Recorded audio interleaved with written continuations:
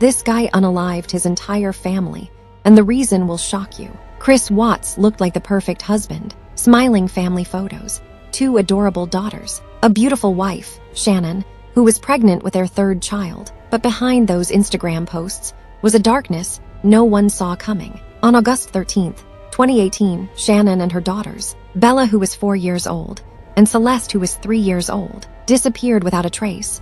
Her phone, purse, and medication were found in the house. Her car was still in the garage, but there was no sign of her or the kids. Chris called attention to himself, immediately giving interviews, looking concerned. He begged for their return on TV. I just want people to know that I want my family back. Like, I want them safe, and I want them here. Like, this house is not the same.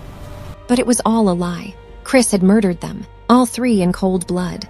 Why? Because he wanted to start a new life with his mistress. Yes, that was the reason. He was having an affair with a coworker and decided that instead of getting a divorce, he'd erase his family from existence. He strangled Shannon in their bedroom. Then, unbelievably, he drove with her body in his truck and his daughters alive in the back seat at a remote oil field where he worked. Chris smothered both children, one by one.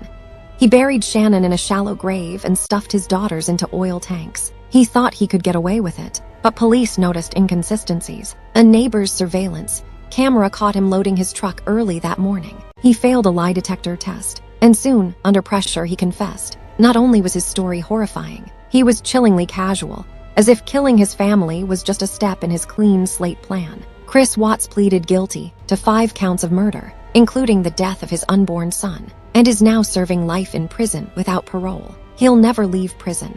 He'll never see another sunrise as a free man, and all because he thought love outside his marriage was worth more than the lives of his children. Behind the smile was a killer. They looked perfect on Facebook, but Chris Watts proved that some monsters wear the friendliest faces. Like and subscribe for more.